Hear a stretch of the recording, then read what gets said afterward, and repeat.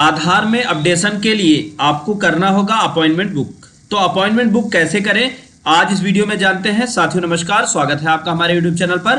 तो सबसे पहले मैं आज आपको स्टेप बाय स्टेप एक एक चीजें बताऊंगा। जैसे सबसे पहले तो आधार की जो साइट होती है वो होती है uidai.gov.in। अगर आपको वेबसाइट नहीं पता तो आप गूगल पे जाके UIDAI डाल दीजिएगा और उसके बाद यहाँ पे आपके सामने पहला जो ऑप्शन आएगा उस पर क्लिक करिएगा। अब कौन से लैंग्वेज में आप आगे बढ़ना चाहते हैं वो लैंग्वेज आप सेलेक्ट कर लीजिएगा।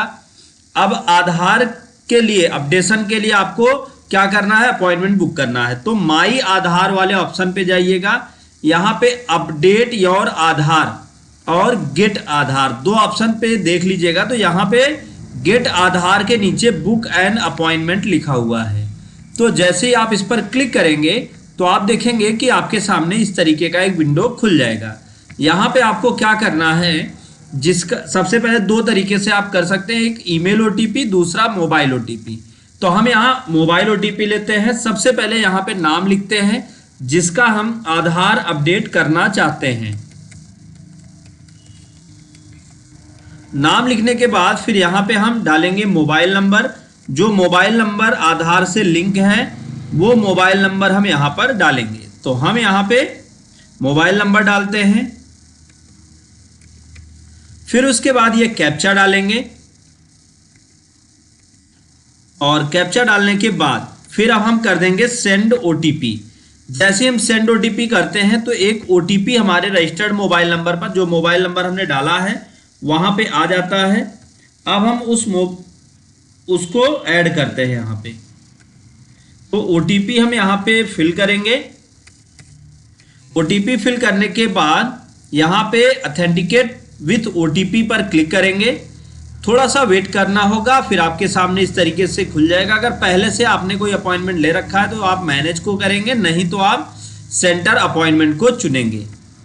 अब सेंटर अपॉइंटमेंट चुनने के बाद ये देखिए आपके सामने इस तरीके का एक विंडो खुल जाता है जहां पर आपको सारे ऑप्शंस मिल जाएंगे।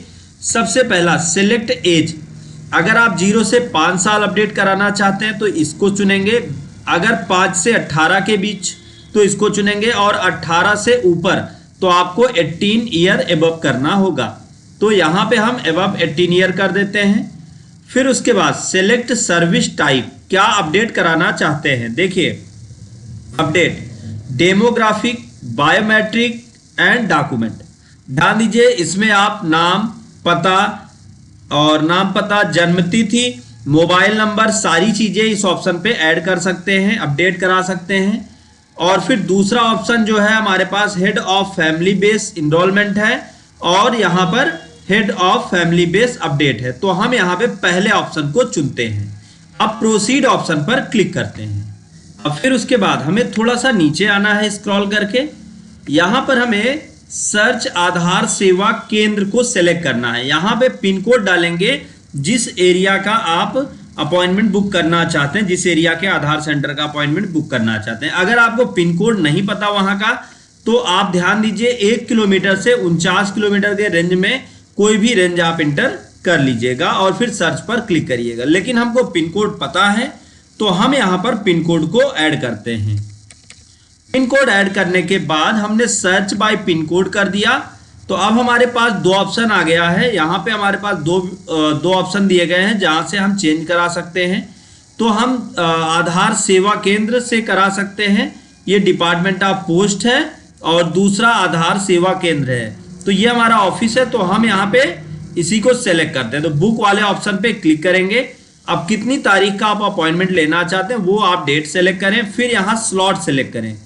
तो देखिए 10 तारीख का हम अपॉइंटमेंट लेना चाहते हैं और यहाँ पर हमारे पास अलग अलग टाइम है। तो कौन से टाइम का हम अपॉइंटमेंट लेना चाहते हैं, तो जिस टाइम का हम अपॉइंटमेंट लेना चाहते हैं उस पर हम क्लिक कर देंगे। तो ये हमारे पास अपॉइंटमेंट फाइनल, हम इसी को करना चाहते हैं तो हमने इस पर क्लिक कर दिया। और क्लिक करने के बाद अब हम यहाँ पर सेलेक्ट ऑप्शन को चुनेंगे और कंफर्म प्रोसीड को चुनेंगे।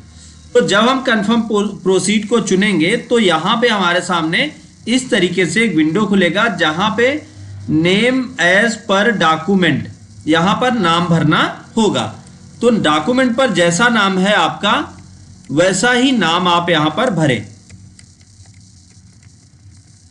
फिर उसके बाद मोबाइल नंबर, जो आपका मोबाइल नंबर है वो आप भरें यहां पर।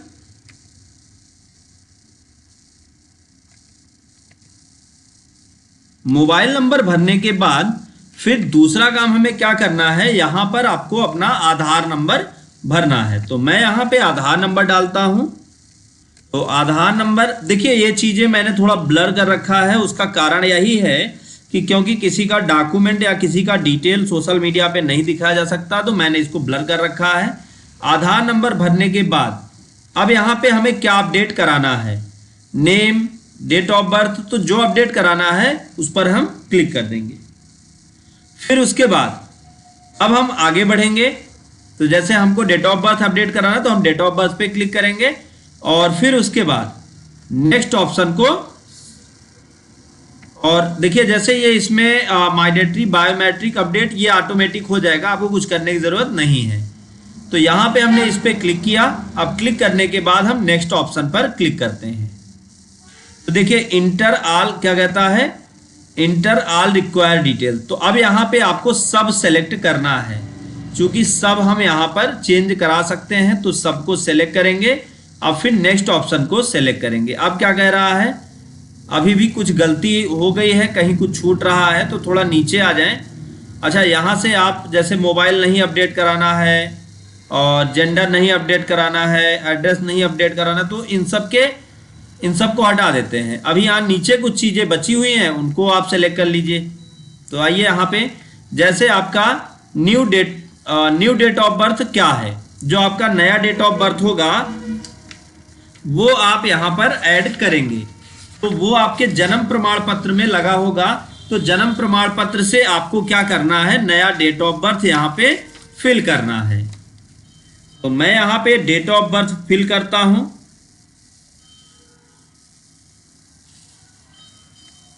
इसको हमने सबसे पहले तो हम ईयर सेलेक्ट करेंगे, फिर दूसरा हम यहाँ पे ईयर सेलेक्ट करने के बाद फिर हम यहाँ पे मंथ सेलेक्ट करेंगे और फिर डेट सेलेक्ट करेंगे, फिर ओके कर देंगे।